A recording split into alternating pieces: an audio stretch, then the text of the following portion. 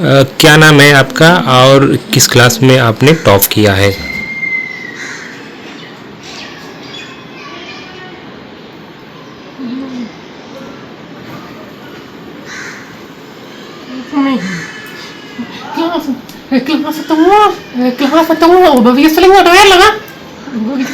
Obviously 12 के लिए, मतलब 12 में। कैसा लग रहा है आपको?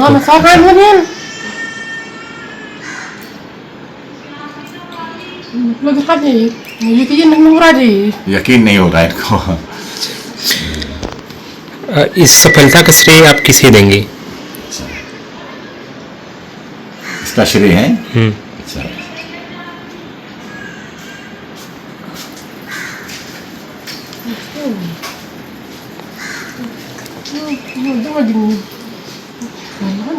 मेरी अलग फैमिली है, जितने लोग भी इन्वॉल्व हुए हैं सबको जितने लोग भी इन्वॉल्व हुए हैं सबको देंगे, खासकर पेरेंट्स और सलमान सर को, खासकर पेरेंट्स और सलमान सर। आगे क्या बनने की इच्छा है?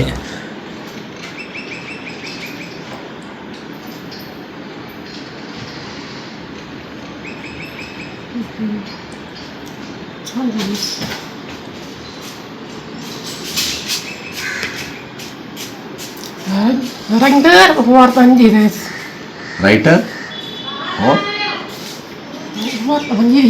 आईएएस, राइटर और आईएएस दो इच्छाएं इनकी, मतलब लिखना भी, तो राइटर बनना चाहती है और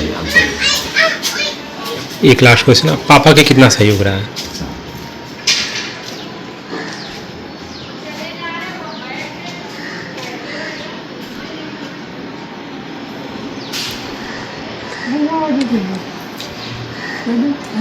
टोटल में तो बहुत ने 90% नहीं, टोटल में 9 to 12 में 90%। अच्छा, पापा का कितना सहयोग? हाँ। अच्छा पापा का सहयोग 9 to 12, मतलब क्लास 9 to 12 में 90% है। अच्छा सर, ISC में सारा मोइन ने 98.75% इनका मार्क्स रहा है, लेकिन शारीरिक और के रूप से अक्षम है। उस स्थिति में सर कितना आप लोगों से सपोर्ट रहा है, और सर क्या इनका जीवन जो चल रहा है सर, उसके बारे में बताएं सर। हमने इनके लिए, इनको जो भी मटेरियल है वो प्रोवाइड कराया है, मतलब पढ़ाई का हमारी योगदान ये रहा है इनको। और इनके साथ बैठ के पढ़ाई की है, जैसे मान लीजिए कोई सब्जेक्ट है तो बुक ये पढ़ती थी, हम नॉर्मल बुक से पढ़ते रहते थे, साथ में कोई कंसर्न होता था तो वो उसमें जो भी इनको प्रॉब्लम आती बता देते थे। बाकी स्कूल में सलमान अली काजी सर इनके स्पेशल एजुकेटर हैं, और प्रिंसिपल साहब हैं मिस्टर राकेश छत्री, तो उनका बहुत बड़ा योगदान है कि उन्होंने एक प्लेटफॉर्म मुहैया कराया हमको, और हम वहाँ पे इनको एडमिशन करा सके, जिसकी वजह से हमको एक जगह मिली कि हम किसी सिस्टम में इन्वॉल्व हो सकें। तो मेन तो उनका ये योगदान है। सर, जब एडमिशन के दौरान जब इस तरह की समस्याएं आई, तो क्या एडमिशन में भी समस्याएं आई थी स्पेशल तौर पे सर? नहीं, एडमिशन में कोई समस्या नहीं आई थी, बहुत योगदान उनका था, बहुत का कोऑपरेशन। वो तो बेचारा, हम पहले तो ये हुआ कि कैसे पढ़ेंगी शुरू में, जब कि ब्लाइंड होती खाली तो चलिए ठीक है, टीचर बोल देंगे क्लास में तो सुन लेंगी, बल्कि प्रिंसिपल सर ने ये कहा कि अगर हम स्पीकर पे टीचर बोले कुछ तो इनको सुनाई दे, लेकिन हम इनके सुनने में तो प्रॉब्लम ही है, उतना नहीं सुन पाएंगे। तो ये हुआ कि ठीक है चलिए आप एडमिट तो कराइए, इनको हम लोग देखते हैं, लेट अस सी कैसे क्या होता है। तो स्टार्ट हुआ, तो धीरे धीरे जैसे चलते गए तो रास्ते खुलते गए। शुरुआत में ब्रेल में पढ़ती थी, सलमान सर का बहुत कोऑपरेशन रहा, उन्होंने मतलब पूरा इनको जो है ब्रेल में ही जो है सिखाई है, काफ़ी ब्रेल भी उन्होंने सिखाई काफ़ी इनको, और उसके बाद आरबी टीडर की भी ट्रेनिंग उन्होंने ही कराई है।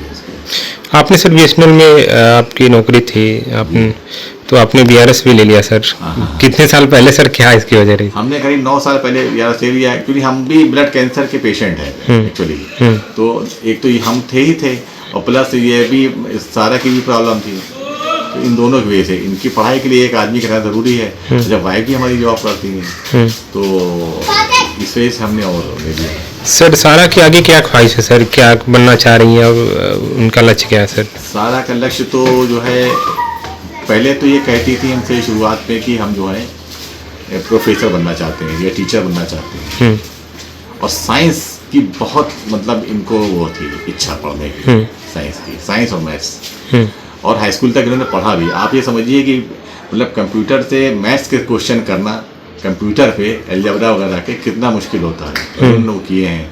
और उसमें भी 95% मार्क्स स्कोर किए थे हाई स्कूल में 10th में ICSE एग्जाम। और